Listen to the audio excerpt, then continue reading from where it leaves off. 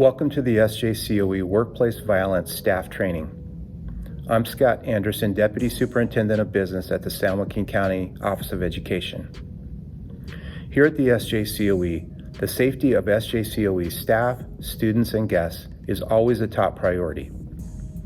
We've developed this video training to promote situational awareness and preparedness.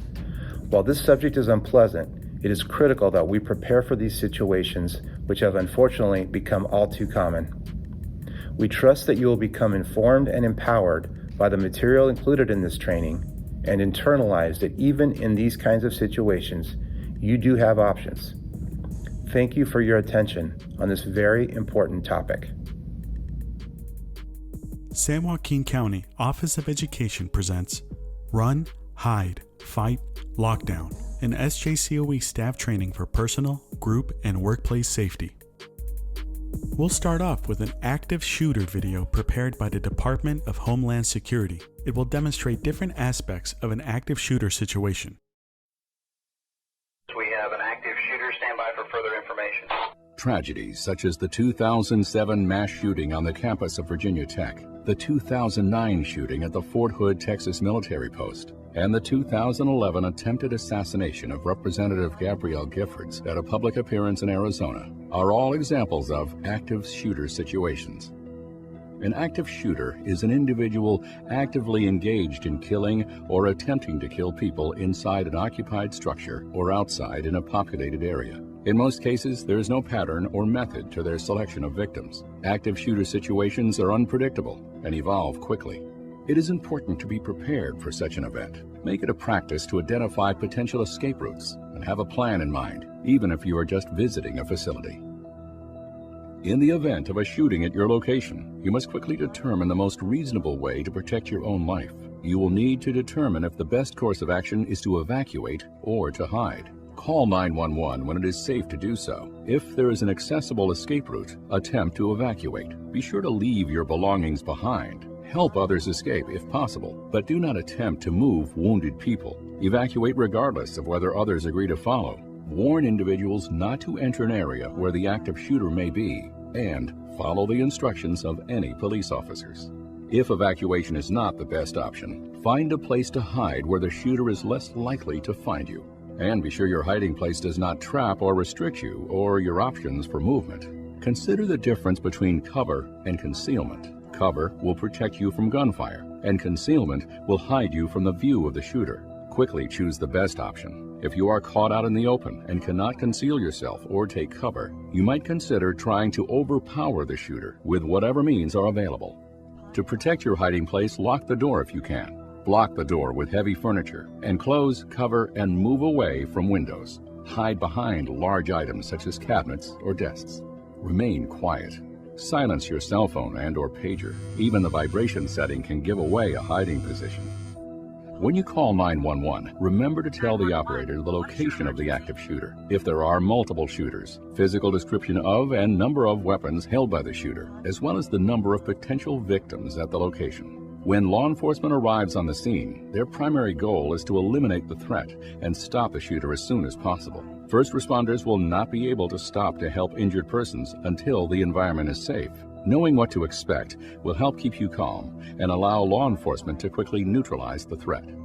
Officers may arrive in teams with tactical equipment such as vests, helmets, and rifles. They will need to take command of the situation. Expect to experience officers shouting orders and even pushing people to the ground for their safety. It is possible that officers from multiple jurisdictions will arrive on the scene. When law enforcement officials arrive, it is important that you keep your hands visible at all times. Avoid making any sudden movements. Avoid pointing, screaming, and/or yelling. Put down any items. Immediately raise your hands and spread your fingers. Remain calm and follow instructions. Do not stop to ask officers for help when evacuating. Just proceed in the direction from which officers are entering the location. For more awareness resources, please visit dhs.gov/critical infrastructure. So we will be covering Run, Hide, Fight, Lockdown. The response to a specific incident will depend on the circumstances to that incident. There is no definitive best response during these scenarios, but maintaining a run, hide, or fight mindset can increase the odds of surviving. Your goal should be to survive by escaping the situation. Run or escape if possible, hide if escape is not possible, and fight only as a last resort. Let's cover run/escape. Identify an escape route. Leave your belongings. Help others escape if possible. Run away from the intruder or sound of gunshots. And lastly, look for appropriate locations for cover and protection. Hide/lockdown. Go to the nearest room or office and lock, wedge, or barricade the door.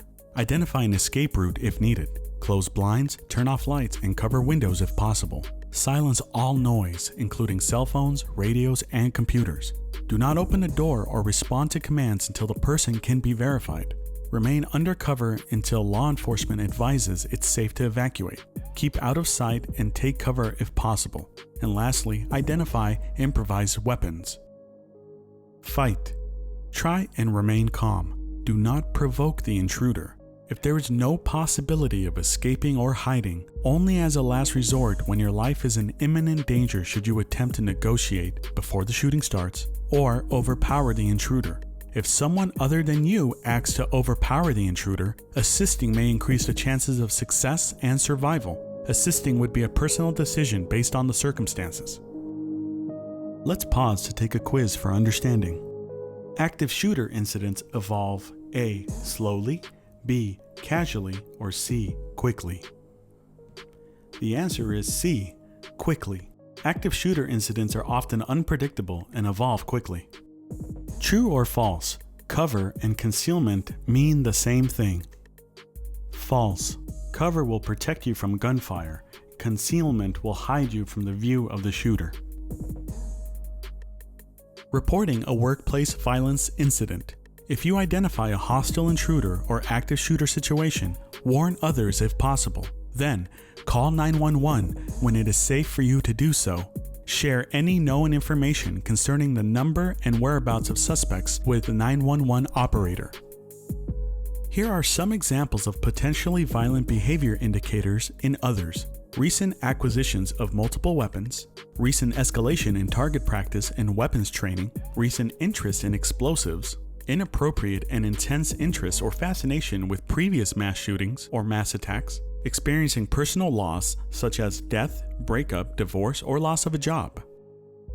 Changes in personality or workplace performance, explosive outbursts of anger or rage, development of a personal grievance, unexplained increase in absenteeism, increased use of drugs or alcohol problems, depressed mood, nonspecific threats of violence, increased isolation or withdrawal, odd or bizarre paranoia, and disciplinary issues. This is by no means an exhaustive list, but is derived from studying past mass shootings and mass violent events.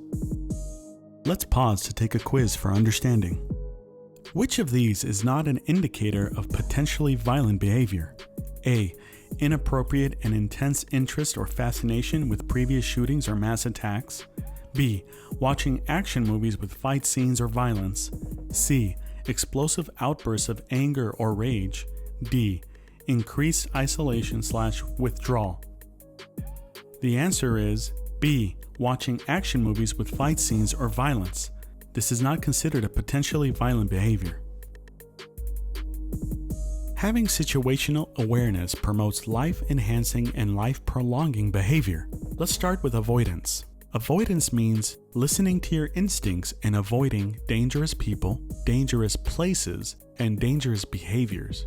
Landscape refers to getting the lay of the land and identifying environmental hazards, avenues of escape, places you could hide, places you could fight from, weapons you can improvise, and potential places of danger. Lastly, people refers to identifying and being aware of people that are known to be violent, people involved in conflict, intoxicated people, people with behavioral issues, armed people, people committing crimes, and groups of people unknown to you.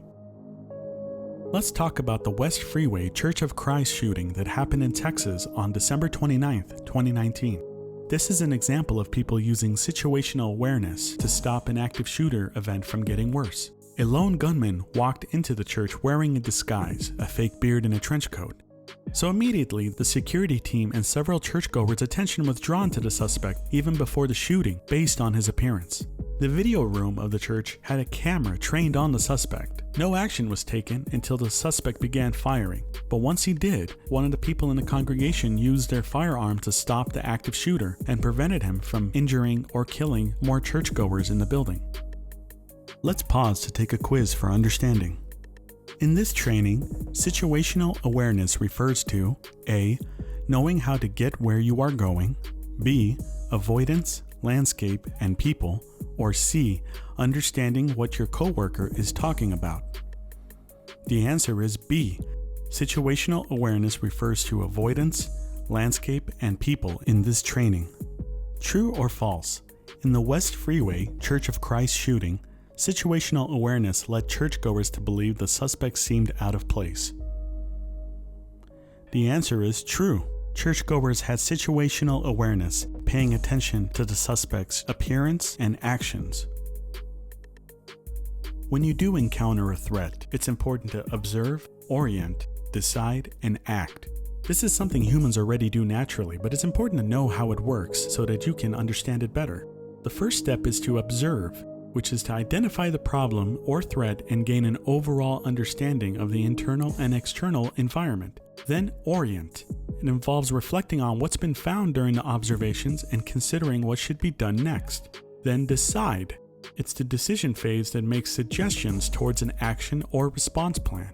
Finally, you act. It requires carrying out the decision and related changes that need to be made in response to the decision. When a threat occurs, it's important to fight the freeze by having awareness of your surroundings, forcing yourself to do one thing and then another, talking your way through it, remembering to breathe through your nose and out your mouth, and develop a never give up mindset. In a workplace violence or active shooter event, eventually law enforcement will arrive on the scene. The first officers to arrive will not stop to help the injured. Their first priority is to eliminate the threat. The officers will proceed directly to the area in which the last shots were heard. It's important to respond appropriately when law enforcement arrives. Remain calm and follow instructions. Raise your hands and keep them visible. If you know where the intruder is, inform the officers. Do not run when the police enter the vicinity. Drop to the floor if instructed to do so, or move calmly out the area or building. Comply as instructed by authorities. Once out of harm's way, remain at whatever assembly point authorities designate. Do not leave until you've been interviewed and/or released. Let's pause to take a quiz for understanding. When the threat happens, our brains process through the situation in the following order: observe, orient, blank, act. Is the answer A, guess, B, decide, C, freeze, or D, choose? The answer is B, decide. When law enforcement arrives on the scene, their primary goal is to A, eliminate the threat, B, assist the injured, or C, survey the damage. The answer is A, eliminate the threat. Thank you for watching this SJCOE staff training for personal, group, and workplace safety.